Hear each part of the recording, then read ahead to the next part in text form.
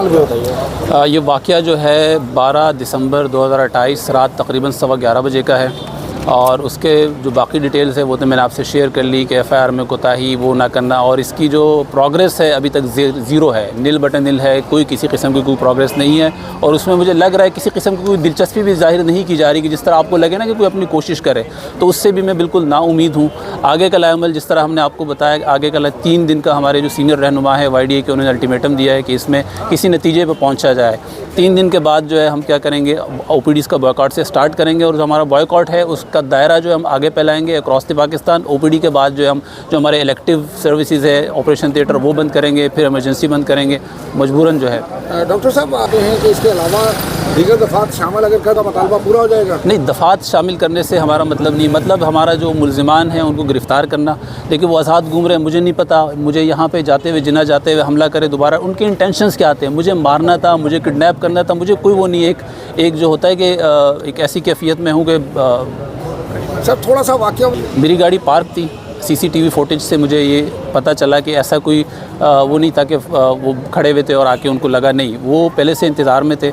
आए गाड़ी के अंदर, पिछली सीट पे मुझे लाने की उन्होंने कोशिश की कि मैं पिछली सीट में आ जाऊं, और जब मुझे अंदाज़ा हो गया कि पिछली सीट में आके दोस्तों से जो सुना है कि लेटा के किडनैप करते हैं फिर वो बाहर ले जाते हैं, तो मुझे आइडिया हुआ कि ये ना उन्होंने गाड़ी का मुतालबा किया, ना उन्होंने वॉलेट का, ना उन्होंने कोई मुतालबा नहीं किया। तो मुझे लगा कि मामला कुछ और है। उन्होंने गन रखी मेरे, उस पर मैंने मुज़ाहमत की। जो आगे वाला बंदा है वो गाड़ी भगा के लेके जाने की कोशिश कर रहा था, मैंने दरवाज़ा खोल के मैंने गाड़ी से जंप कर दी। तो इसमें यह है कि मतलब किडनैपिंग की उन्होंने कोशिश की, किडनैपिंग का एफआईआर में कोई जिक्र है ही नहीं। ठीक है, गोली मार के मतलब, अच्छा वो गोली तो उन्होंने मार दी थी मुझे, मतलब अपनी तरफ से मार। तो अभी ये 2 चीज़ें आ जाती है कि किडनैप कर रहे थे, मारने की कोशिश कर रहे थे, दोनों ही मेरे लिए परेशान कुन है। इसका पता तो चलाया जाए कि कौन थे, इसके पास पीछे इंटेंशंस क्या थे। पुलिस का रवैया साथ उसका भी थोड़ा जिक्र कर दीजिएगा। फिर किसी आला अफसर से आपकी मुलाकात हुई या फ़ोन में बात हुई कुछ इसके सामने? मैं पुलिस के रवैये से बहुत मायूस हूँ।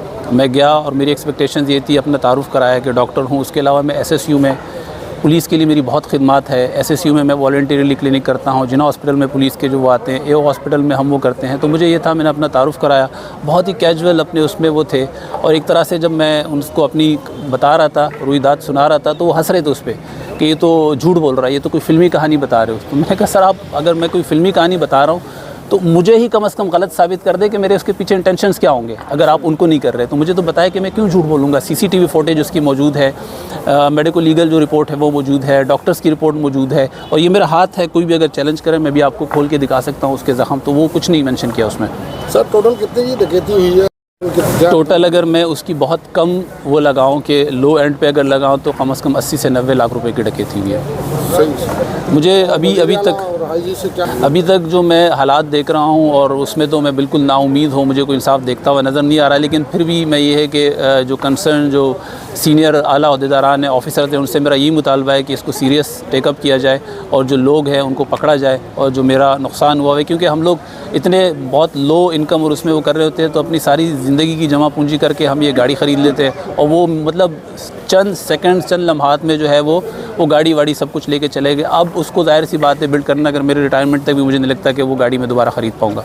एहतजाज के लिए हमारे जो सीनियर रहनुमा मंडे से इंशाल्लाह, मंडे तक कोई कार्रवाई नहीं। मंडे की पुलिस प्रोटेक्ट कर रही है, मुझे पुलिस ही मिली हुई है, लग ऐसा रहा है कि उनकी इंटेंशन ही है कि उनको प्रोटेक्शन देने की, इसीलिए FIR के अंदर बदबयानगी की है। इस वजह से हमने आके ये सारा कुछ तफसील बताया ताकि कल कोई ये न कह सके जब हम प्रोटेस्ट करेंगे उस वक्त आला हुकाम पुलिस ही आएगी कि आप प्रोटेस्ट ख़त्म करो।